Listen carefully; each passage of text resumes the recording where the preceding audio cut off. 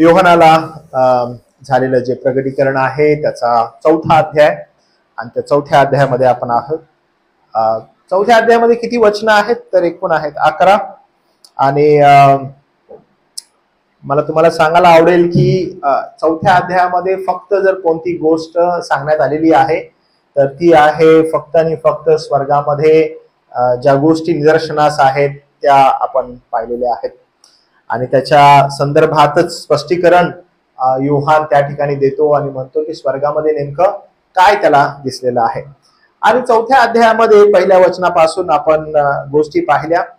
आज आपण 4था अध्याय संपवणार आहोत कारण 4थ्या अध्यायामध्ये स्वर्गाचा जो साक्षात्कार आहे, ज्या ठिकाणी स्वर्ग आहे तो कसा दिसतो याविषयी आपण आज संपवणार आहोत. पण हे संपवत असताना महत्वाची जी गोष्ट आहे ती गोष्ट मागील 2 बायबल स्टडी मध्ये आपण पाहिली की स्वर्गामध्ये जर काही आहे. मागच्या वेळेस एक प्रश्न तुम्हाला विचारलेला होता की स्वर्गामध्ये काय दिसतं. तर स्वर्गामध्ये आपण सगळ्यात इम्पॉर्टंट गोष्ट जाणून केली की स्वर्गामध्ये राजासन आहे. आणि राजासन आहे हे इथपर्यंतच नाही तर यशया 66:1 जर तुम्ही खोललं, यशया 66:1 तुम्ही काढाल का? यशया 66:1 कुणीतरी कृपा करून वाचा लवकर. यशया 66:1. हा बरोबर बरोबर. तुम्ही कशा प्रकारचं घर बांधणार? कारण स्वर्ग माझं आसन आहे, राजासन आहे, ज्या ठिकाणी माझं वस्तीस्थान आहे आणि पृथ्वी माझं पादासन आहे असं तो म्हणतो. आणि यशयाला ज्यावेळेस हा दृष्टांत झालेला आहे आणि यशयासाठी ज्यावेळेस देव संभाषण करतो परमेश्वर देव, त्यावेळेस तो अशा प्रकारे यशयाला या गोष्टी सांगतो. स्तोत्र संहिता 103 वचन 19 वाचलं तर फार बरं होईल. स्तोत्र संहिता 103 आणि वचन 19 कोण वाचेल बरं ते वचन? 19 वचन. परमेश्वराने आपले राजासन स्वर्गात स्थापले आहे, त्याचं राज्य सर्वांवर आहे.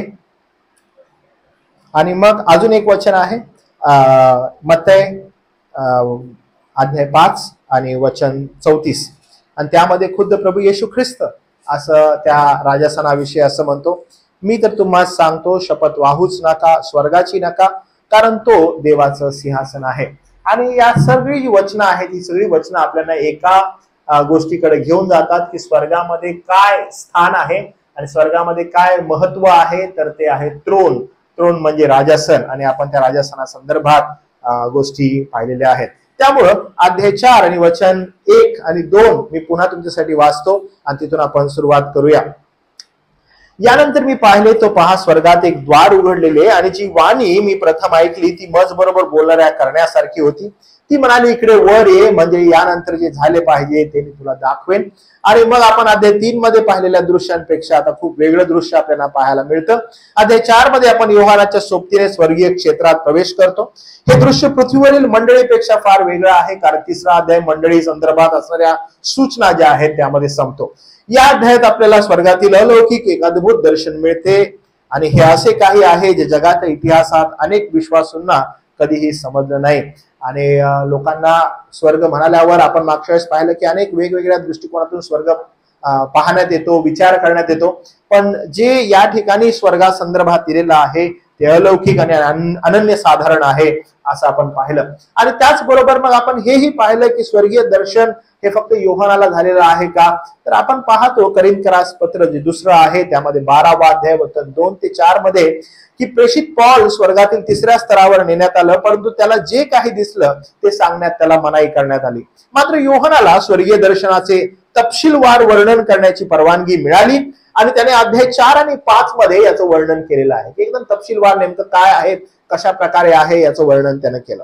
योहानाला मिळालेले हे दुसरं दर्शन आहे कारण पहिलं दर्शन अध्याय 1 आणि वचन 27 मध्ये आपण पाहतो. कारण जेव्हा तो पाठपोरा झाला त्यानं काय पाहिलं आपण हेही पाहतो. आणि मग तो कोण होता? दुसरा तिसरा कोणी नसून तो खुद्द प्रभू येशू ख्रिस्त होता, असं तो त्या ठिकाणी दर्शन झाल्यावर म्हणतो. म्हणून हे त्याचं दुसरं दर्शन होतं, येशू ख्रिस्ताच्या तेजस्वी स्वरूपाचं ते दर्शन होतं. आणि त्याला मग असं बोलण्यात आलं की इकडे वर ये. वर ये म्हणजे कुठं? तर योहान ज्या ठिकाणी आहे त्या ठिकाणाहून त्याला वर बोलवण्यात आलेलं आहे. म्हणजे स्वर्ग म्हणाल्यावर कुठं आहे स्वर्ग? तर या ठिकाणी त्याचं उत्तर आपल्याला मिळतं की इकडं वर ये, अशी त्याला वाणी ऐकण्यात येते की इथं वर ये. म्हणजे आतापर्यंत जो तुला संदेश आहे, जे सांगण्यात आलेला आहे ते इथपर्यंत आहे, पण आता इकडं वर ये. आणि यानंतर त्याने जे पाहिलं ते स्वर्गात एक दार उघडलं आणि जी वाणी त्याने ऐकली ती त्याच्याबरोबर बोलणाऱ्या करण्याच्या ध्वनीसारखी होती. म्हणजे ऑलरेडी अध्याय 1 वचन 27 मध्ये जेव्हा त्यानं वाणी ऐकलेली होती सेम तशीच होती. आणि ती त्याला म्हणाली इकडे वर ये, म्हणजे ज्या गोष्टी यानंतर घडून आल्या पाहिजेत ते मी तुला दाखवेन. म्हणजे आता ही जी मंडळीला लिहिलेली पत्र आहेत, जे मंडळीला सांगितलेला संदेश आहे, त्याच्यानंतर तुला मंडळीला सांगायचं आहे की हे मंडळी घाबरू नको, भिवू नको. कारण का? आता या गोष्टींमधून तू जाणार आहेस आणि तुझ्यासाठी जे ठेवण्यात आलेलं आहे ते नेमकं काय आहे. मी पुन्हा एकदा तुम्हाला आठवण करून देतो की मंडळी जी आहे ती फार मोठ्या क्लेशातून, हाल अपेष्टेमधून जात आहे. मंडळीला त्या ठिकाणी सांत्वनाही देण्यात आलेली आहे. मंडळीला त्या 7 पत्रांमध्ये धोक्याची सूचना देण्यात आलेली आहे. मंडळीला कशा प्रकारे राहायला पाहिजे हेही मंडळीला सांगण्यात आलेलं आहे. आणि म्हणून त्यानंतर असं म्हटलं, यानंतर आता जे होणार आहे ते मला तुला सांगायचं. आणि म्हणून इकडं वर ये असं बोलल्यानंतर योहानाचा अनुभवाचा जो कालक्रम आहे तो कसा आहे ते आपण या ठिकाणी पाहूया. त्याने 7 मंडळांना पत्र लिहिल्यानंतर योहानाला मिळालेले हे दुसरे दर्शन आहे. आणि येथून पुढील गोष्टी अध्याय 4 ते 19 अध्यायापर्यंत आपण पाहतो. आणि मग हा संपूर्ण जो अध्याय 4 पासून 19 पर्यंत जे आहे ते मी तुम्हाला पुन्हा एकदा मला सांगायला आवडेल की अध्याय 4 पासून अध्याय 19च्या ज्या गोष्टी आहेत त्या सर्व गोष्टींमध्ये जेव्हा जेव्हा उल्लेख येतो तेव्हा तेव्हा तो राजासनाचा उल्लेख येतो. आणि म्हणून राजासनाच्या अवतीभोवती, राजासनासमोर, राजासनामधून तुम्हाला वारंवार अध्याय 19 पर्यंत हा वारंवार हे ऐकायला तुम्हाला मिळेल. राजासन, राजासन, राजासन. आणि राजासनावर जो बसलेला आहे, राजासनावर जो बोलत आहे, म्हणजे असे अनेक शब्द तुम्हाला अध्याय 19 पर्यंत ऐकायला मिळेल. म्हणजे हे फार अद्भुत आहे आणि विलक्षण आहे की अध्याय 4 पासून 19 पर्यंत जर कोणत्या गोष्टीच्या इर्द गिर्द अध्याय हे फिरतात किंवा ज्या कोणत्या गोष्टीच्या इर्द गिर्द गोष्टी फिरतात तर ते फक्त आणि फक्त राजासन आहे, तो थ्रोन आहे ज्याच्या संदर्भात वारंवार बोलण्यात आलेला आहे. आणि आपण तीही गोष्ट जाणली आणि पाहिली. आणि मग आपण पाहतो की 4थ्या वचनापासून अध्याय 4 वचन 4 पासून आपण जर वचन वाचलं तर तिथं मग सांगण्यात आलेलं आहे की राजासनाच्या अवतीभोवती काय त्याचं विश्लेषण आहे. तर मी काय करतो, आज पुन्हा एकदा वचन 2 पासून वाचतो आणि 11 पर्यंत वाचतो आणि मग आपण पुन्हा एकदा आपल्या 4थ्या अध्यायाच्या समाप्तीकडे जाऊया. तर वचन 2 पासून तो म्हणतो, इतक्यात मी आत्म्याने संचारित झालो, तो पहा स्वर्गात राजासन मांडलेले आहे आणि त्या राजासनावर कोणी बसलेला आहे. जो बसलेला तो दिसण्यात यास्वे सारदी या रत्नांसारखा आहे. राजासनासभोवती दिसण्यात पाचेसारखे मेघधनुष्य आहे. राजासनाभोवती 24 आसने आहेत. त्या आसनांवर शुभ्र वस्त्रे परिधान केलेले, डोक्यावर सोन्याचे मुकुट घातलेले ते 24 वडील बसलेले होते असे दृष्टीस पडले. राजासनाच्या आतून विजा व गर्जना निघत आहेत. 7 अग्निरूपी मशाली राजासना पुढे जळत आहेत. त्या देवाचे 7 आत्मे आहेत. राजासना पुढे स्फटिकासारखा जसा काय काचेचा समुद्र आहे. आणि राजासनाच्या मध्यभागी व राजासनाच्या 4ही बाजूस पुढे मागे डोळ्यांनी भरलेले असे 4 प्राणी आहेत. पहिला प्राणी सिंहासारखा, दुसरा गोऱ्यासारखा, तिसऱ्याचे तोंड मनुष्याच्या तोंडासारखे व चौथा प्राणी उडत्या गरुडासारखा आहे. त्या 4ही प्राण्याला प्रत्येकी 6 पंख असून ते प्राणी सर्वांगी वरून व पंखाखालीही डोळ्यांनी भरले आहेत. पवित्र पवित्र जो होता, जो आहे व जो येतो, प्रभू सर्व सत्ताधीश, ते म्हणावयाचे रात्रंदिवस थांबत नाहीत. राजासनावर बसलेला जो युगानुयुग जिवंत, जेव्हा जेव्हा ते प्राणी गौरव, सन्मान, उपकार स्मरण करतात तेव्हा तेव्हा ते 24 वडील राजासनावर जो बसलेला त्याच्या पाया पडतात. तो युगानुयुग त्याला नमस्कार घालतात आणि आपले मुकुट राजासनास पुढे ठेवून म्हणतात, हे प्रभू आमच्या देवा, गौरव, सन्मान व सामर्थ्य तुझे आहेत, असे म्हणून घ्यावयास तू योग्य आहे. कारण तू सर्व काही उत्पन्न केले, तुझे उच्छेने ते झाले व ते अस्तित्वात आले. म्हणजे एवढं सुंदर याचं वर्णन या ठिकाणी केलेलं आहे. आणि मग यात भविष्यकालीन घटना जसे की महासंकटाचा काळ, येशू ख्रिस्ताचे 1000 वर्षाचे राज्य आणि सार्वकालिक स्थिती यांचा समावेश आहे. 4 अध्यायापासून 19 अध्यायापर्यंत. आणि मग आपण पहिल्या वचनापासून पाहिलं की योहानाने उघडलेल्या दरवाजाचे स्वर्गात प्रवेश केलेला आहे. प्रभूने त्याला सांगितले वर ये. हा आदेश मंडळीसाठी नव्हता, तर योहानाला दिला गेला होता, ज्यामुळे तो आत्म्यातून स्वर्गीय दृश्य अनुभवू शकला. आता या ठिकाणी थांबल्यानंतर आपली वेळ आहे की तुम्ही सगळ्यांनी जे काही तुमचे होमवर्क केलेले आहेत तुम्ही मला ते देऊ शकता.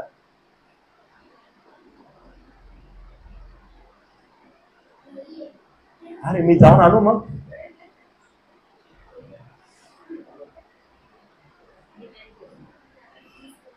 कोणी कोणी केलं? तू केलं?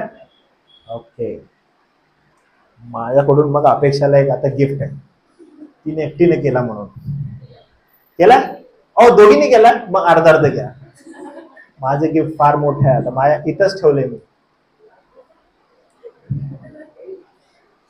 जो आहे वो देगा. माझे गिफ्ट तशा प्रकारचे असतात. ओके, मला दाखव इकडे. आणि तुम्ही दोघींनी माझे गिफ्ट घ्यायचं. कुणी बघायचं ना गिफ्ट काय. Okay, nice. कुणाचं ड्रॉइंग आहे हे वाला कुणाचं आहे?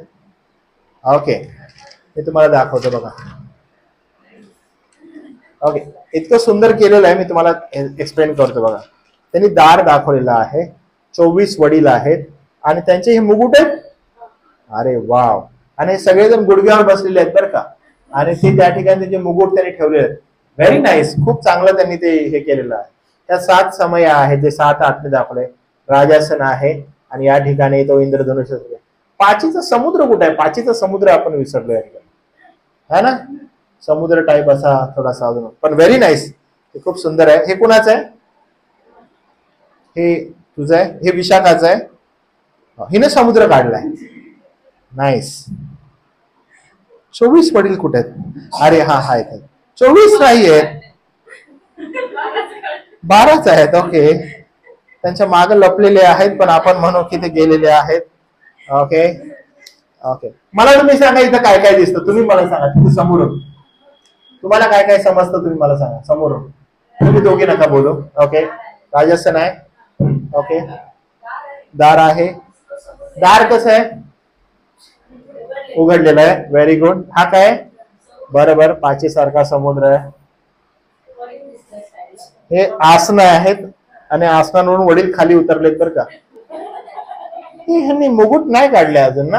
अजून सध्या मुकुट आहेत, म्हणजे पहिलीच वचन आपण. अच्छा.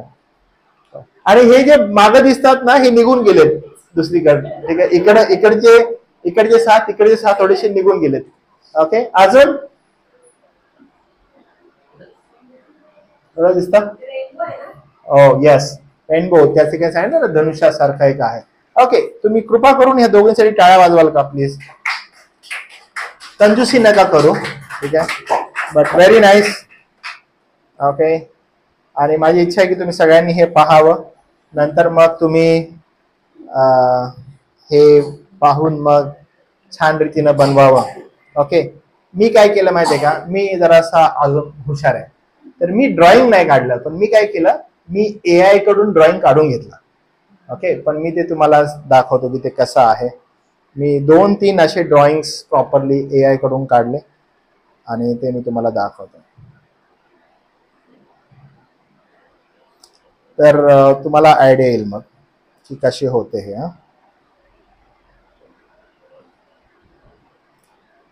ते जे आहे ते एवढं असं खास नाही करत, पण आपल्याला थोडीशी समजायला हेल्प होते त्यानं.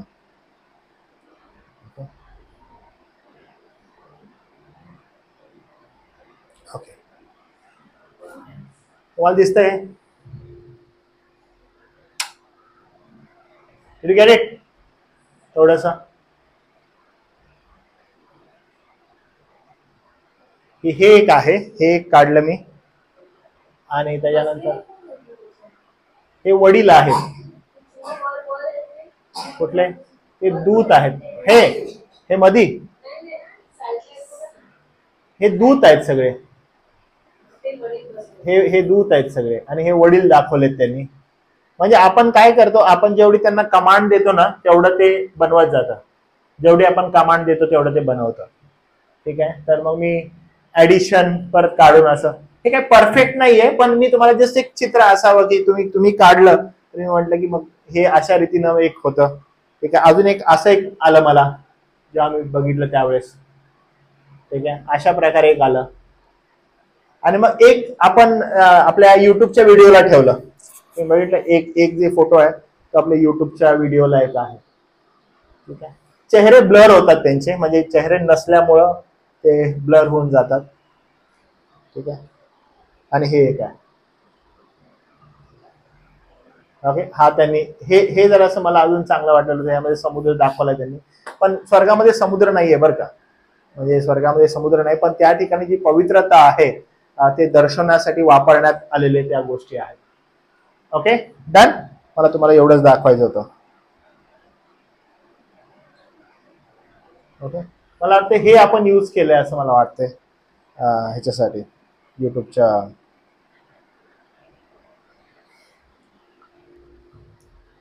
तर पुढच्या वेळेस रेडी करणार, माझ्याकडून मग गिफ्ट मिळेल तुम्हाला, माहित आहे, तो माझं गिफ्ट जर रेडी असेल तर मिळेल बरं का. पण बऱ्याच बरं मी खाणार होतो, that is for spacious no, की ज्यांनी बनवलं त्यांच्यासाठी. बट व्हेरी नाईस, तुम्ही जे आपला होमवर्क होता तो तुम्ही केलेला आहे, ती खूप चांगली गोष्ट आहे. Okay, happy. आता आपण आपल्या ह्याच्याकडे जाऊ की तुम्ही हे काढल्यानं तुम्हाला काय फायदा झाला, तुम्हाला असं वाटतं, काय वाटलं तुम्हाला हे काढल्यानंतर तुम्हाला स्वतःला काय फायदा झाला असं वाटतं, वैयक्तिक काही आठवण राहिली. बरोबर आहे, म्हणजे काढत असताना एक वचनांची, हा बरोबर, हे काढलं का मी, ते काढलं का, व्हेरी गुड. अजून काय फायदा वाटतो, फक्त आठवण राहिली असं असतं, अजून काही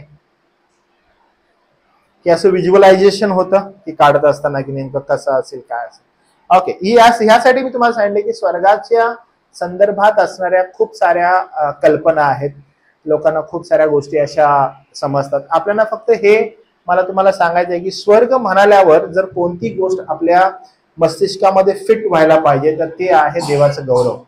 म्हणजे त्या ठिकाणी मनुष्याचं काय महात्म, मनुष्य किती चांगला आहे आणि चांगल्या लोकांना कसा तिथं छान राहता येतं वगैरे असं काहीच नाही. तिथं जर काही आहे तर फक्त आणि फक्त परमेश्वराचं गौरव आणि त्याचं महत्व, त्याचा महिमा असंच आपल्याला स्वर्गामध्ये दिसतं, आणि तीच आपल्याला या ठिकाणी गोष्ट दिसते.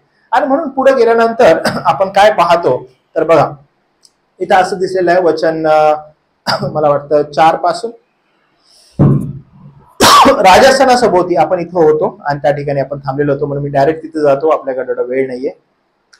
राजस्थानासभोवती एक पाचट होती, ही पाचट पाण्याचा रंग हिरवट दिसत होता. आता पाचट म्हणजे काय तर एक धनुष्य जो या ठिकाणी मुलींनी काढलेला आहे, की एक प्रकारचा धनुष्य जो देवाच्या कराराची आठवण करून देतो. तुम्हाला आठवतं देवाचा करार म्हणजे जेव्हा कधी देवाने एक महान करार केलेला होता, प्रारंभीचा करार जो त्यानं नोहाच्या टायमाला केलेला होता, त्या कराराची आठवण तो करून देत नाही. मी कराराचा देव आहे. ओके, मी करार प्रस्थापित करतो. आणि म्हणून आपण ज्यावेळेस परमेश्वर देवबापाकडे पाहतो त्यावेळेस त्याला आपण कराराचा देव म्हणतो, कव्हनंट. तो सदैव एक कव्हनंट करत असतो. आणि त्यामुळं आपण जे या ठिकाणी आहोत, आपण पण विश्वास, आपला जो विश्वास आहे तो त्या विश्वासाला पण कव्हनंटल फेथ असं म्हणतात. तर कव्हनंटल फेथ म्हणजे काय तर old covenant and then new covenant असा आहे तो.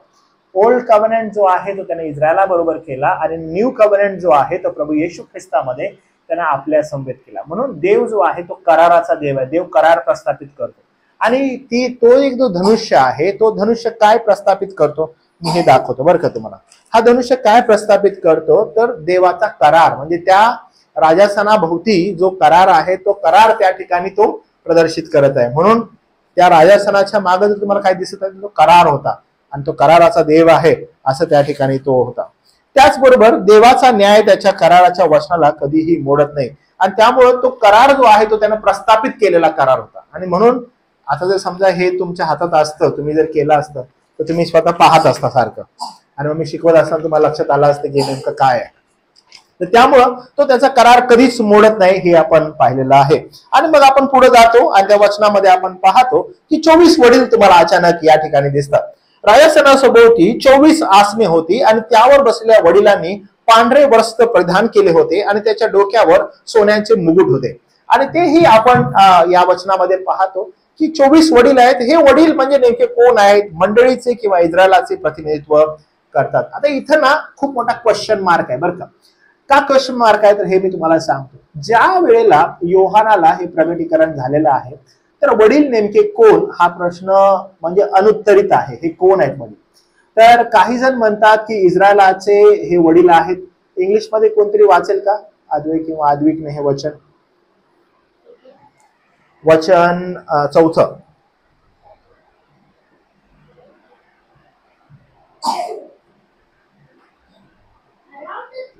हा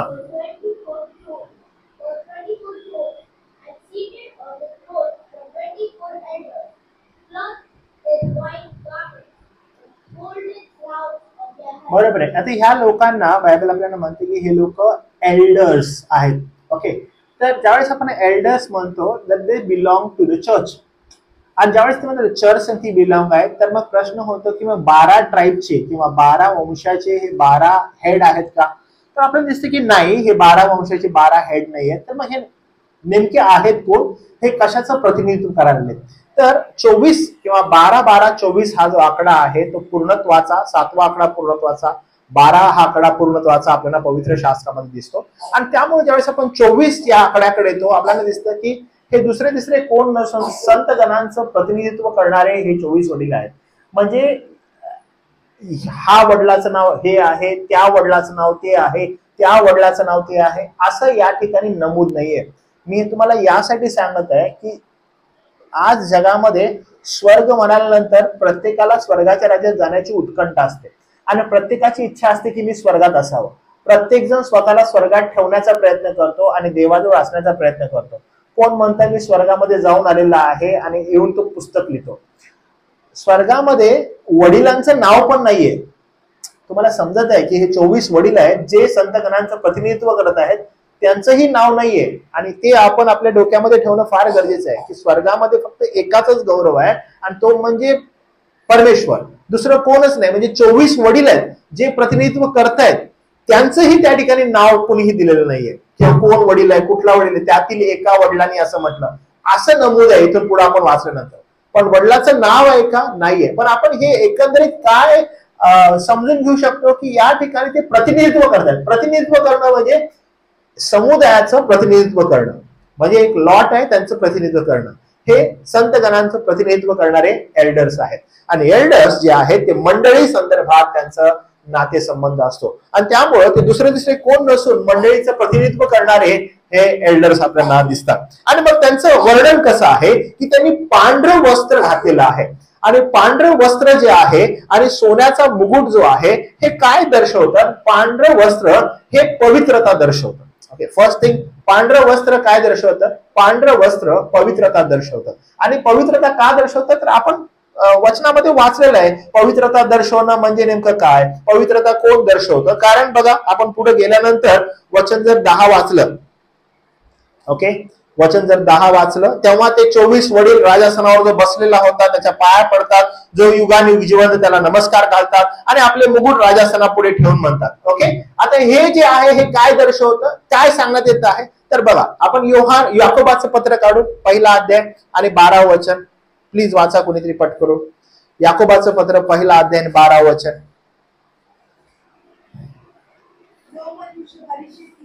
हा,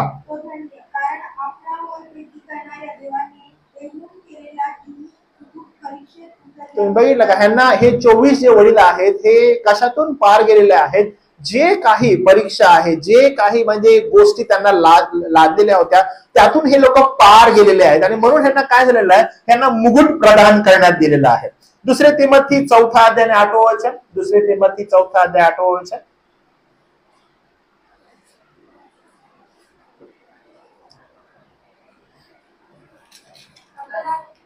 हा हा, बरोबर आहे. हा हा बरोबर आहे. आता ह्या सगळ्यांचं प्रतिनिधित्व कोण करतंय? ते 24 वडील. म्हणजे जे कोणी परीक्षा, जे कोणी त्रास, ज्या गोष्टीतून सगळेजण ह्या जाणार आहेत, त्या आपल्याला जर काही प्राप्त होणार आहे तर पांढरं वस्त्र आणि मग मुकुट. तर ह्या आपलं प्रतिनिधित्व कोण करत आहे? तर ते 24 वडील त्या ठिकाणी आहेत ते. आणि म्हणून या वचनामध्ये आपण तीच गोष्ट पाहतो. इतकंच काय, तर अध्याय 3 मध्ये जर आपण गेलो, प्रगटीकरणाच्या अध्याय 3 आणि वचन 4 मध्ये स्पष्टपणे सांगितलेलं आहे. काय सांगितलेलं आहे? तरी ज्यांनी आपली वस्त्रे विटाळली नाहीत अशी थोडकी नावे सार्दिस येथे तुझ्या जवळ आहेत, ते शुभ्र वस्त्रे परिधान करून माझ्या बरोबर फिरतील, कारण ते लायक आहेत. म्हणजे जी अभिवचनं देण्यात आलेली होती सार्दिसच्या मंडळीला सांगत असताना, पण कठीण समयामध्ये असणारे हे जे लोक आहेत, यांना जर काही गोष्ट प्रदान होणार आहे, टिकाव धरणारे हे जे लोक आहेत, तर त्यांना पांढरं शुभ्र वस्त्र आहे. आणि पांढरं शुभ्र वस्त्र आणि या संकटातून पार गेल्यामुळं त्यांना मिळणारा मुकुट, म्हणजे हे इम्पॉर्टंट आहे की त्यांना मिळणारा मुकुट विजयाचं प्रतीक. आता वचन फार इम्पॉर्टंट आहे, वचन 10. ओके, आता काय इम्पॉर्टंट आहे बघा. पांढरं वस्त्र आहे, हो किती चांगली गोष्ट आहे. मुकुट आहे, किती चांगली गोष्ट आहे. मला आता तुम्ही सांगा, पांढरं वस्त्र का बरं? बरोबर आहे, व्हेरी गुड. कशाचं प्रतीक आहे ते? पवित्रतेचं. म्हणजे यांनी काय केलेलं आहे? त्या पवित्रतेसाठी झगडलेले आहेत आपल्या देहाबरोबर. ओके, आणि मुकुट काय? मुकुट कशाचं प्रतीक आहे? क्राउन, विजयाचं. काय आहे? विसरायचं नाही बरं का. मुकुट कशाचं प्रतीक आहे? गौरवाचं, विजयाचं. आणि पांढरं वस्त्र कशाचं प्रतीक आहे? पवित्रतेचं. हे विसरायचं नाही. हा, आता काय होतंय बघा, वचन तुम्ही वाचा, वचन 10.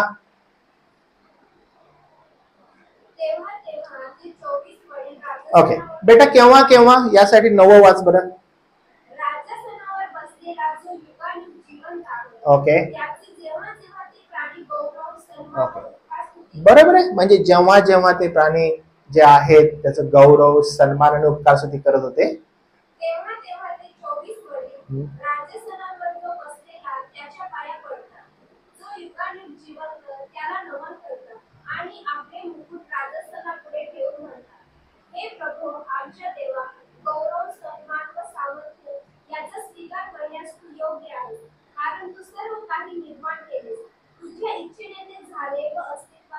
ओके. तुम्हाला कळालं आता काय झालंय, की त्यांनी पवित्रतेसाठी युद्ध केलं, त्यांनी त्याच्यामधून ते विजयी झाले.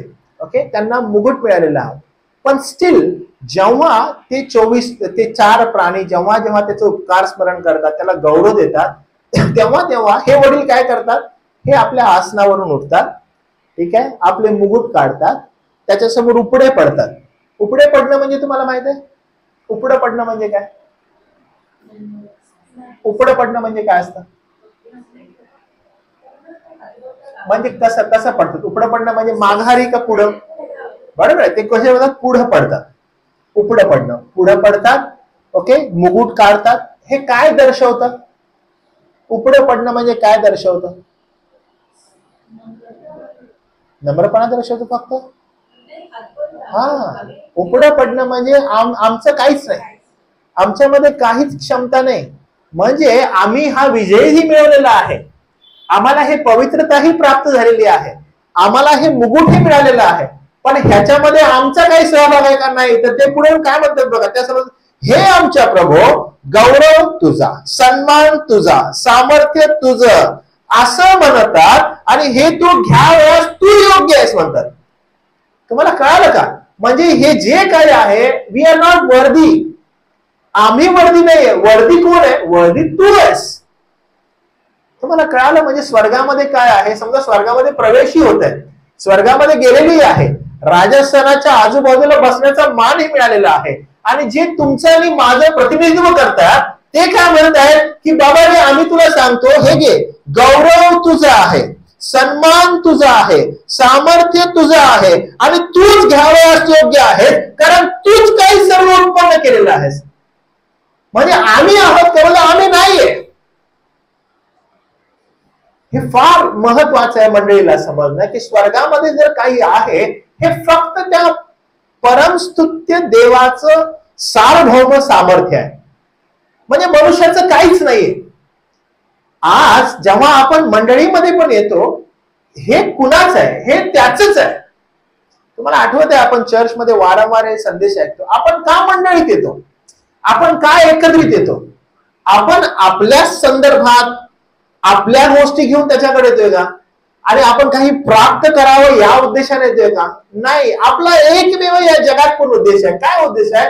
की गौरव त्याचा, सन्मान त्याचा, सामर्थ्य त्याचं, हे त्याचं जे आहे ते त्याला द्यावं. तोच गौरवी आहे. तुम्ही परत लक्षात घ्यावं काय घडलेलं आहे. अध्याय 1 मध्ये, अध्याय 2 मध्ये आणि अध्याय 3 मध्ये तुम्हाला काय दिसतं? गौरव महात्मा बिलकुल त्याच आहे. अध्याय 2, अध्याय 3 मध्ये जेव्हा मंडळाला लिहिलेली पत्र तुम्ही बघता, त्याच्यामध्ये देव कधी अप्रिशिएशन करतो? तर म्हणतो मूर्ती लावलेली आहे, मूर्तीला नमन नाही केलं, अप्रिशिएशन आहे. तुम्ही पाया नाही पडले, तुम्ही लोक झुकले नाही, तुम्ही चांगली फाईट केली, अप्रिशिएशन आहे.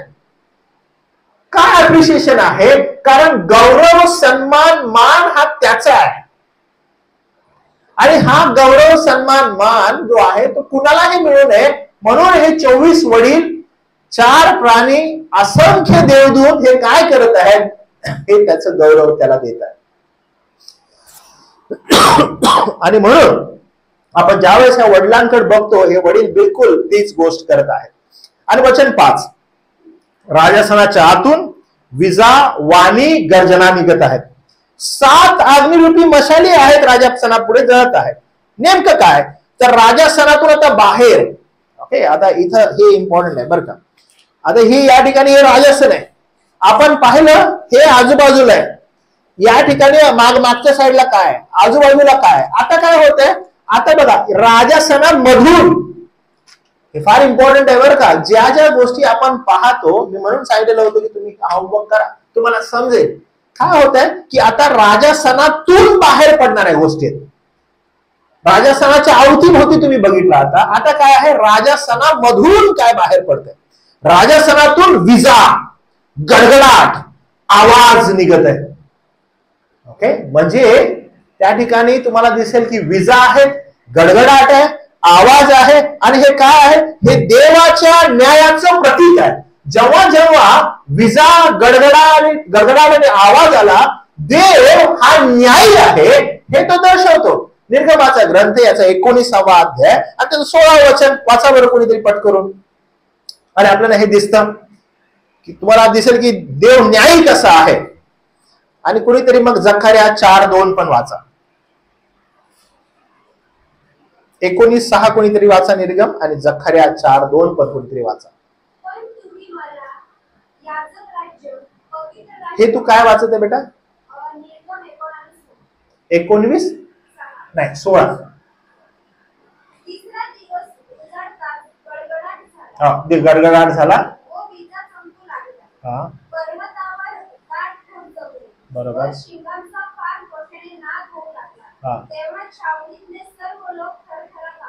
बरोबर आहे. म्हणजे या ठिकाणी जेव्हा तुम्ही जर त्याचा जर कॉन्टेक्स्ट बघितला, संदर्भ बघितला, तुम्हाला दिसेल की देव काय करत आहे? न्याय करत आहे. आणि ज्यावेळेस देव न्याय करत आहे तर न्याया अगोदर होणारी ही घटना आहे. आणि त्यामुळं राजासनातून जर काही निघत आहे तर ते आपल्याला दिसते की न्याय, आणि हे न्यायाचं काय आहे? प्रतीक आहे. जखार्या 4:2. हा,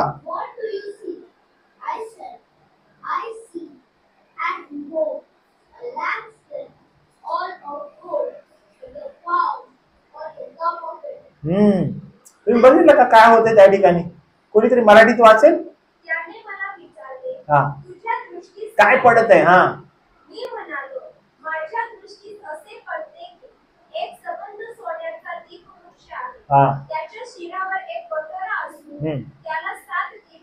बरोबर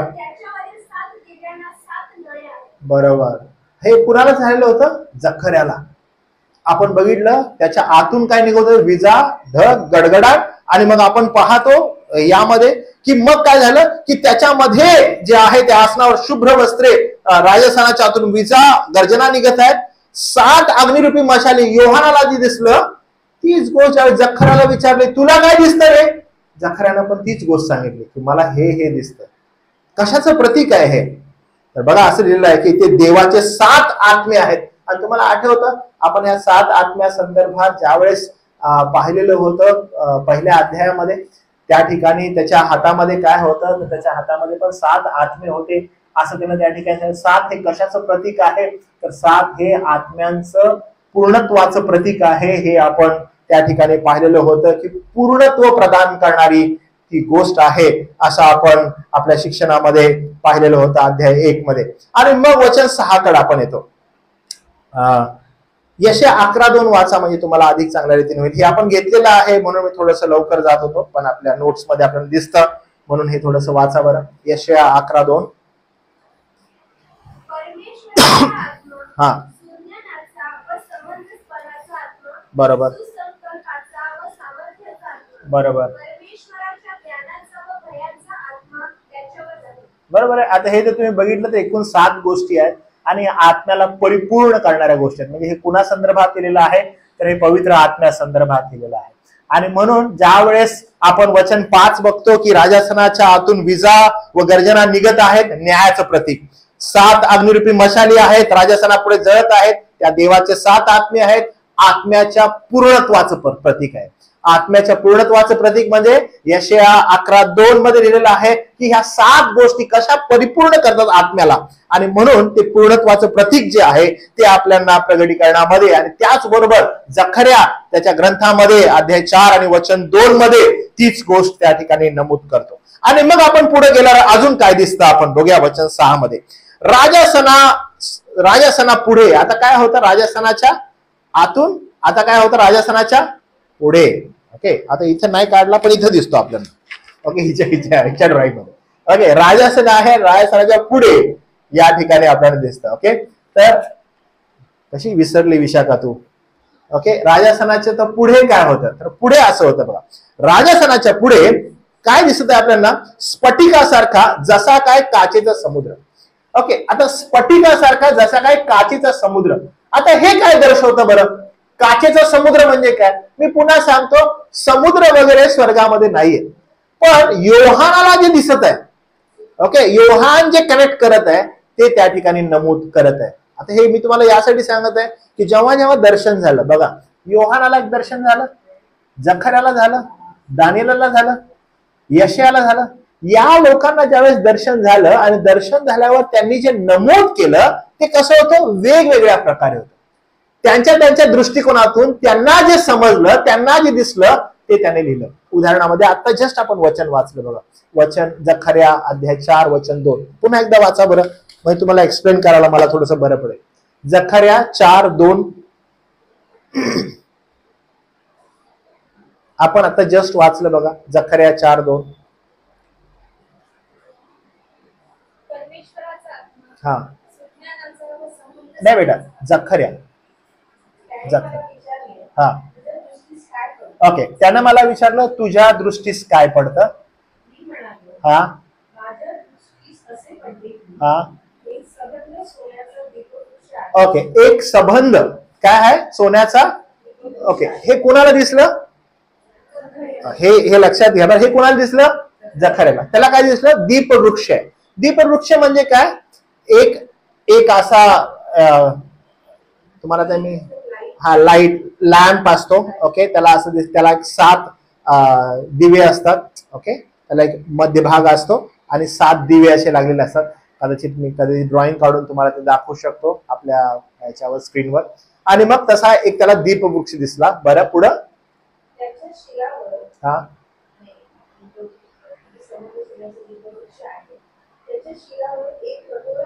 ओके ओके, म्हणजे दीपवृक्ष आणि दीपवृक्षाला वरती काय, कठोर आहे आणि कठोरला काय 7 दिवे आहेत. किती आहेत, 7. हे कुणाला दिसलं, जखर्याला. पुढं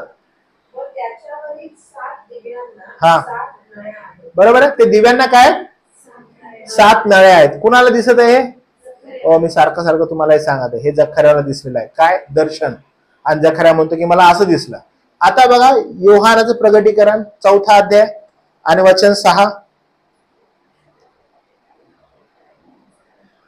6च ना, नाही बेटा, सॉरी 5 वर्स 5. हा वाचा. हा बरोबर. ओके, आता योहानाला काय प्रगट होत आहे? त्याला काय दिसत आहे? त्या मशाली दिसत आहेत. आणि ह्याला काय दिसलं जखराला? ओके, म्हणजे त्याला काय दिसले? दिवे. आणि ह्याला काय दिसतात? ओके, किती फरक आहे मशाली आणि दिवेमध्ये? ओके, म्हणजे ह्याला काय दिसतं? ह्याला दिवे. दिवे म्हणजे हा काय करत आहे? लांबून बघत आहे. ते कसे दिसायला त्याला? दिव्यासारखे, एकदम असे दिवा दिसत आहे त्याला. असा पाईप दिसत आहे, दिवा दिसत आहे. Did you get it? आणि हा काय करत आहे? हा ज्यावेळेस पाहत आहे त्याला काय दिसतंय? अरे हा 7 मशाली आहेत. तुम्हाला समजत आहे की अँगल कसा आहे? अँगल वेगवेगळा आहे. कसं आहे दिसणं? कसं आहे? वेगवेगळं आहे. कदाचित हा ह्याला जवळून झालेला आहे आणि हा लांबून पाहत आहे. डिफरन्स बघितला तुम्ही? की एखादी गोष्ट लांबून पाहणं, अरे यार काहीतरी मला दिसत आहे असं. तुला काय दिसत आहे? मला ना असं दीपवृक्षासारखं काहीतरी दिसत आहे. पाईप दिसत आहे, दिवा लागलेला दिसत आहे. 7 दिसत आहेत मला. ओ यस, योहान म्हणतो मला मशाली दिसत आहेत 7. जणू काय देवाचे 7 आत्मे आहेत ते. तुम्हाला कळालं डिफरन्स? की हे लोक काय करत, ज्यांना दर्शन झालेलं आहे, ज्या दृष्टिकोनातून ते त्यांना होत आहे, त्या दृष्टिकोनातून ते सत्य त्या ठिकाणी प्रगट करत आहेत. आणि मग आपण काय करताय? आपण रिझनिंग करताय आणि रिझनिंग करून ते एकमेकाला कसं एक्सप्लेन करता येईल, कसं त्याचा अर्थविवरण करता येईल, हा आपण प्रयत्न करताय. मग आपण पुन्हा इकडे जाऊया की 7 आत्मे हे पवित्र आत्म्याचे पूर्णत्व दर्शवतात. आणि मग आता पुढे आल्यानंतर बघा इथं असलेलं आहे 6वं वचन, वर्स 6, की राजासनासमोर काचेसारखे समुद्र होता. आता खरंच समुद्र आहे का? नाही. योहान ज्यावेळेस पाहतो तेव्हा त्याला ती जाणीव होते की ते कसं आहे? काचेसारखा समुद्र आहे. आता काचेसारखा समुद्र म्हणजे काय? पारदर्शकता. ते काय दर्शवतं? पारदर्शकता. सागर काय दर्शवत आहे? पारदर्शकता. एकदम छान, सुसज्ज, शुद्धता, शांती याचं प्रतीक आहे. की एकदम त्याला काय स्फटिकासारखा, जसा काय काचेचा समुद्र आहे. आणि हे त्याला पाहिलं तर म्हणाला काचेच्या समुद्रासारखं त्याला जाणीव होत आहे. आणि मग तो म्हणतो राजासनाच्या मध्यभागी काय? आता हे इम्पॉर्टंट आहे बरं का. राजासनाच्या मध्यभागी व राजासनाच्या 4 बाजूस पुढे व मागे डोळ्यांनी भरलेले असे 4 प्राणी होते. काय होते? 4 प्राणी. म्हणजे आजूबाजूस, म्हणजे एव्हरीवेअर राजासन आहे. म्हणजे समजा हे राजासन आहे आणि मग ह्या राजासनाच्या अवतीभोवती काय आहेत? 4 प्राणी. आणि त्या 4 प्राण्यांना काय आहेत? ते डोळ्यांनी भरलेले आहेत असं त्यानं पाहिलं. कोण बघत आहे? ओ, कोण पाहत आहे? तर आपण पाहिलं की खुद्द योहान पाहत आहे. की त्यानं पाहिलं की हे 4 प्राणी त्या ठिकाणी आहेत. आणि हे 4 प्राणी कोण आहेत? तर एजेकियेलचा ग्रंथ कशा प्रकारे तो पाहत आहे याचा 1 अध्याय 5वं वचन. एजेकियल 1 अध्याय 5वं वचन. कोण वाचेल बरं? एजेकियल 1 अध्याय 5वं वचन.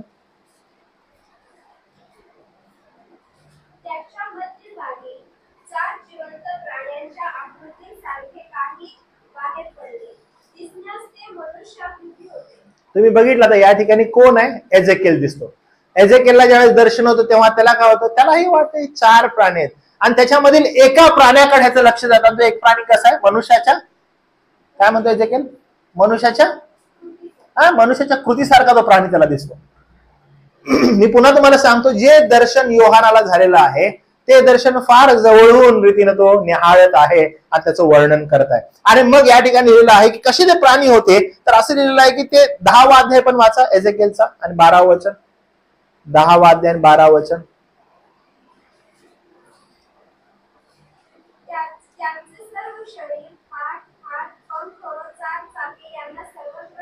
हो, तुम्ही बघितलं एजेकियलला सेम झालेला आहे. तो म्हटला की त्यांना काय होतं?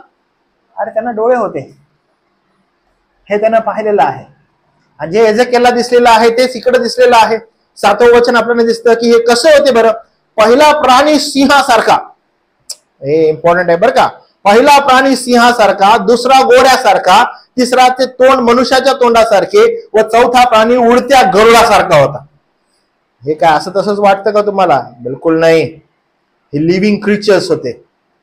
प्राणी, लिव्हिंग क्रिचर्स. आता हे असे प्राणी तुम्ही कधी पाहिलेत का? ज्यांना अखंड डोळे आहेत?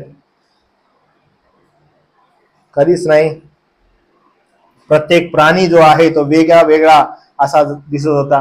प्रत्येकाला डोळे होते आणि हे डोळे असे तसे नाहीत. तर हे प्राणी नेमके काय होते?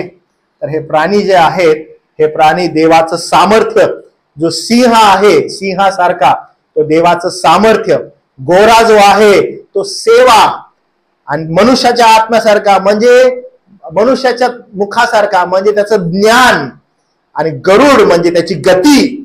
या 4 गोष्टी हे 4 प्राणी प्रदर्शित करतात. मी पुन्हा सांगत आहे, सिंह आणि सिंहाचं जे सिंहाच्या तोंडासारखा जे आहे ते परमेश्वराचं सामर्थ्य प्रगट होतं. गोरा जो आहे तो गोरा कापला गेलेला होता आपल्या पातकांसाठी आणि म्हणून ते सेवेचं प्रतीक होतं. मनुष्याचं मुख जे आहे ते ज्ञानाचं प्रतीक आहे आणि गरुड जे आहे ते गती जी आहे त्याचं प्रतीक आहे. आणि ही प्रतीक दर्शवतं की परमेश्वराचं एकूण जे असणारं त्याची जी ओळख आहे ती ओळख आपल्याला या 4 प्राण्यांमधून प्रगट होते. आणि म्हणून हे असे तसे नाहीत, तर हे सजीव असे आपल्याला दिसतात. सिंहासारखा म्हणजे देवाचं सामर्थ्य प्रगट होतं. गोरा जो आहे ते सेवा जी आहे, ज्यासाठी तो सेवा करून घ्याव्यास नाही तर सेवा कराव्यास आला याचं प्रतीक ते आहे. मनुष्याचं मुख जे आहे ते ज्ञानाचं प्रतीक आहे आणि गरुड जे आहे ते त्याच्या गतीसाठी समजण्यात येतं की तो एकदम sharp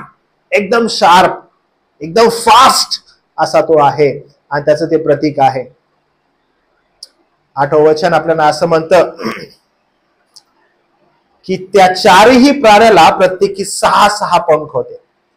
4 living creatures, each with them with 6 wings, full of eyes all around and within. full of eyes all around and within, म्हणजे सगळीकडे काय त्यांना डोळे आहेत आणि त्यांनी ते भरलेले आहेत. ते सजीव आहेत असं दर्शवण्यात आलेलं आहे. यशया 6वा अध्याय आणि वचन 2. कोणीतरी कृपा करून वाचा लवकर. 6 अध्याय आणि वचन 2.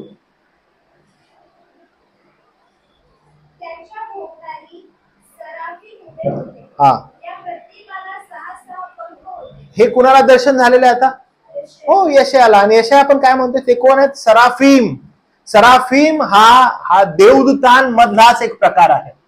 आणि हे सराफीम जे आहेत हे दुसरे काही नसून हे देवानं निर्माण केलेले त्याच्या गौरवासाठी आहेत. आणि यशया जे पाहत आहे तो म्हणतो की यांना 6 पंख होते. बरं काय होतं यशया काय म्हणतो मग? हा, बरोबर. आणि काय करत होते उडून?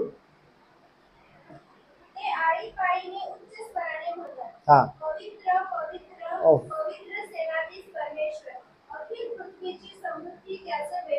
हे कोण करत आहे?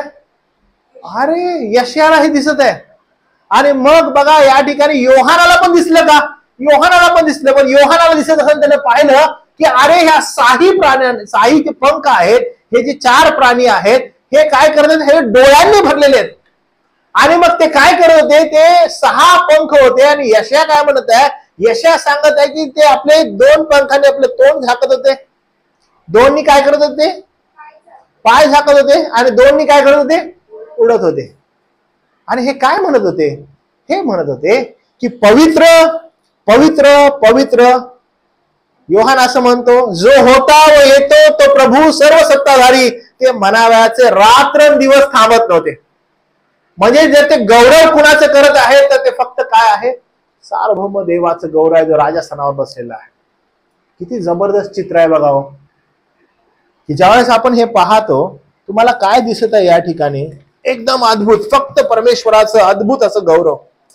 राजासन दिसलं आणि जे काही केंद्रस्थान आहे, स्वर्गाचं जे केंद्रस्थान आहे ते केंद्रस्थान फक्त राजासन आहे, नथिंग एल्स. तुम्ही जर हे डिस्क्रिप्शन बघितलं, हे सगळं डिस्क्रिप्शन राजासनाला केंद्रस्थानी ठेवून आहे. राजासनाच्या मध्ये काय, राजासनाच्या अवतीभोवती काय, राजासनासमोर काय, राजासनावर बसलेल्याचं गौरव कसं करण्यात येत आहे, 24 वडील काय करत आहेत, एव्हरीथिंग रिलेट विथ दिस राजासन. फक्त राजासनावर काय आहे या संदर्भातच आहे. आणि हे सगळेजण पण जे 4 प्राणी आहेत, 24 वडील आहेत, तर त्यांचं केंद्रस्थान कोण आहे? तर तोच सार्वभौम देव असा आहे. आणि ते काय म्हणायचे ठकत नाहीत, ते म्हणतात पवित्र पवित्र पवित्र सर्वशक्तिमान परमेश्वर जो आहे, जो होता, जो येणार आहे, देवाचे पावित्र्य आणि सार्वभौमत्व कायम स्वरूपी स्तुतीस पात्र आहे. हे देवाचं पावित्र्यच आहे, त्याचं सार्वभौमत्व आहे, जे कायम स्वरूपी स्तुतीस पात्र आहे. आणि त्याची ही स्तुती जी आहे, त्याची ही जी प्रशंसा आहे, कुणाही मनुष्यानं कधीच घेऊ नये. जे वडील आहेत, जे एल्डर्स आहेत, त्यांचं अभिवादन फार सुंदर आहे. ते त्यांचा मुकुट राजासनासमोर ठेवतात आणि म्हणतात, हे प्रभू, तू गौरव, सन्मान आणि सामर्थ्य आज प्राप्त आहेस, जसं मी मगाशी तुम्हाला सांगितलं. कारण सर्व गोष्टी तुझ्या इच्छेसाठी निर्माण झालेल्या आहेत. वडिलांनी देवाच्या निर्मितीतील सार्वभौमत्व आणि त्याच्या महिम्यासाठी कृतज्ञता व्यक्त केली. ते म्हणाले की हे आमच्याद्वारे नाहीये, हे फक्त तुझं आहे. आणि याद्वारे जर गौरव कुणाचं होतंय तर फक्त तुझं होत आहे, महात्मा कुणाचं आहे तर फक्त तुझं आहे. आणि ते करत आहेत. अध्याय 4चं हे दृश्य आम्हाला स्वर्गातील दिव्यता आणि देवाच्या सार्वकालिक महिम्याचे दर्शन घडवते. देवाचे राजासन हे त्याच्या सार्वभौम न्यायाचे, पवित्रतेचे आणि अनंत सामर्थ्याचं प्रतीक आहे असं आपल्याला दिसतं. 4था अध्याय संपवत असताना मला तुम्हाला ही गोष्ट फार इम्पॉर्टंटली सांगायची आहे की राजासनावर जो बसलेला आहे तो गौरवास पात्र आहे.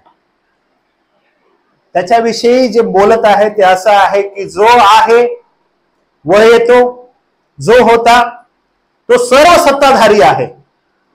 आणि ते जे 4 प्राणी आहेत, असंख्य देवदूत आहेत, 24 वडील आहेत, वारंवार हीच गोष्ट म्हणत आहे, जो होता, जो आहे, जो येणार आहे, तो सर्व सत्ताधारी आहे, असं म्हणून ते त्याला पुढे पडत आहे. 4था अध्याय मी आज संपवत आहे, पण तुम्हा सगळ्यांसाठी मी एक प्रश्न उपस्थित करत आहे. तुमच्यासाठीच नाही तर जे जे आपला हा संदेश जो आहे 4थ्या अध्यायाचा ते ऐकतील त्या सगळ्यांसाठी. तो मेसेज हा आहे की जर स्वर्गामध्ये त्याचं महात्मा आहे आणि त्याच्याविषयी असंख्य देवदूत, 24 वडील आणि 4 प्राणी म्हणाव्याचं थकत नाहीस की तुझंच महात्मा, तुझंच गौरव असं म्हणाव्याचे ते थकत नाही, तर मग आज आपण या पृथ्वीवर आहे आणि हे कितपत बरोबर आहे किंवा हे कितपत योग्य आहे की ह्या जगात जगत असताना आपण स्वकेंद्रित असावं आणि त्या देवाकडे जात असताना पण आपण स्वकेंद्रित होऊनच जावं. एकत्र जमत आहोत स्वकेंद्रित होण्यासाठी, स्वतःला शांती, आनंद आणि समाधान मिळण्यासाठी. 7 मंडळांना जी पत्र लिहिलेली आहेत आणि त्यांचं ज्या ज्या वेळेस अप्रिशिएशन झालेलं आहे त्यावेळेस त्यांनी त्यांच्या पवित्रतेसाठी केलेल्या युद्धास्तव आलेल्या संकटांना तोंड दिले असतं. कारण वारंवार हे सांगण्यात आलेलं आहे की हे जग तुमचं नाही आहे, या जगामध्ये तुम्हाला युद्ध करायचं आहे आणि तुमच्या दैहिक वासना, तुमच्या दैहिकता यासाठी युद्ध करायचं. प्रभूला हे ठाऊक होतं की आपण केपेबल नाहीये. कशासाठी? तर आपण स्वतःचं तारण प्राप्त करून घ्यावं, देवाला जशी धार्मिकता हवी तशी आपल्याला मिळावी, म्हणून खुद्द देवानं तुमच्या आणि माझ्यासाठी अद्भुत अशी योजना केली. त्याचा एकुलता एक पुत्र पाठवला आणि अतिशय सोयीस्कर केलं आणि म्हणाला की जर तुम्ही त्याच्यावर विश्वास ठेवता तुम्हाला सार्वकालिक जीवन मिळेल. सार्वकालिक जीवन काय आहे की जो राजासनावर बसलेला आहे त्याच्या संगती तुम्ही आणि मी असावं. प्रभू येशू ख्रिस्तानं अद्भुत ती जी योजना आहे ती पूर्णत्वास नेली. त्यानं प्रत्येक टेम्पटेशन, प्रत्येक येणाऱ्या त्याच्या मोहाला तो बळी न पडता त्याच्यावर त्यानं विजय मिळवला आणि मग वधस्तंभावर गेला की तुम्हाला आणि मला ते प्राप्त व्हावं. म्हणून तो म्हणतो की आता मी जातो, जागा तयार करतो. म्हणजे काय? तुम्ही माझ्या संगती त्या ठिकाणी असाल जिथं माझा पिता आहे. हे सर्व शिक्षण त्यानं दिलं. आणि मग ह्या जगात तुम्ही आणि मी असताना नीतिमत्व तुम्हाला आणि मला ख्रिस्तामध्ये मिळालेलं आहे, पण तरीही जर जग आणि जगातल्या गोष्टींचा जो आशीर्वाद ज्याला म्हणतायत त्याच्या मागे जर आज मनुष्य धावत आहे तर प्रॉब्लेम आहे बरं का. की राजासनावर बसलेला आहे, त्यानं ज्या गोष्टीसाठी आपल्याला अपॉइंट केलेलं आहे त्याची जी इच्छा आहे की आपण त्याच बरोबर असावं, पण आपली इच्छा आहे की नाही आपण ह्या जगात असावं आणि ह्या जगामध्ये असणारा प्रत्येक जो लाभ आहे, जो जगाच्या दृष्टिकोनातून आहे, तो आपण वारंवार घेण्याचा प्रयत्न करावा. प्रियांनो, जे आपलं प्रतिनिधित्व करणारे जे 24 वडील आहेत तेही त्याच्यासमोर झुकत आहेत, आपला मुकुट काढत आहेत, त्याच्यासमोर ठेवत आहेत आणि त्याला म्हणत आहेत की हे प्रभू आमच्या देवा, गौरव सन्मान सामर्थ्य तुझी आहेत, हे तू घ्यावयास योग्य आहेस, कारण तू सर्व काही उत्पन्न केले, तुझ्या इच्छेने ते झाले व ते अस्तित्वात आले. म्हणजे प्रतिनिधित्व करणारेही तेच म्हणत आहे. तर तुम्हाला आणि मला या जगात असताना किती जागरूक होणं गरजेचं आहे की ज्यावेळेस आपण भक्तीसाठी, फेलोशिपसाठी, बायबल स्टडीसाठी जेव्हा जेव्हा एकत्र येतो, जेव्हा जेव्हा एकत्र बसतो, जर महात्म कुणाला द्यायचं आहे, जर गौरव कुणाला द्यायचा आहे, या ठिकाणी येऊन जर समजा प्रार्थनाही आपल्याला करायची, तर जे त्याचं गौरव आहे, जे त्याला उंच करणं आहे, तेच आपला प्राईम उद्देश असणं गरजेचं आहे. कारण स्वर्गामध्ये आपण तीच गोष्ट पाहतो. आणि म्हणून आपण प्रारंभी वाचलेलं वचन बघा, तो काय तो म्हणतो, तो स्वर्ग त्याचं राजासन आहे आणि पृथ्वी काय, पृथ्वी त्याचं पादासन आहे. म्हणजे काय की संपूर्ण हे जे युनिवर्स आहे ते जर काही प्रदर्शित करतं तर ते फक्त त्याचं गौरव आहे. आणि we are part of his glory. आणि जर आपण त्याच्या ग्लोरीचा भाग आहोत, जर आपण त्याच्या गौरवाचा भाग आहोत, तर देवाला माहित आहे की आपल्या जीवनातून त्याचं गौरव त्याला कसं करून घ्यायचं. आणि म्हणून we should be ready to glorify him in every situation. प्रत्येक सिच्युएशन मध्ये. मग कदाचित ते जगाच्या दृष्टिकोनातून आपण जे राहत आहोत, आपल्याला असं वाटतं की हाऊ पेनफुल इट इज, पण जर ते गौरवाचा भाग होत आहे, we need to face it and go through it. जर आपण आनंदामध्ये आहोत तर त्याच ठिकाणी समजायला पाहिजे की यामध्ये देवाला गौरव कसं द्यायचं. जर दुःखामध्ये आहोत तर समजायला पाहिजे की याद्वारे देवाला गौरव कसं द्यायचं. We should not be in that complaining mode, man ती असं का आहे, मी असं का आहे. पण देवबाप जर एका विशेष उद्देशानं तुम्हाला घेऊन जात आहे, मला घेऊन जात आहे, तर त्याला माहित आहे की तुमच्याद्वारे त्याला गौरव कसं करून द्यायचं. फार इम्पॉर्टंट आहे. इथे जे तुम्ही बसले आहात, संपत असताना मी तुम्हाला एक गोष्ट सांगतो की प्रत्येक जण या पृथ्वीवर असणारा हा देवाच्या गौरवाचा भाग आहे.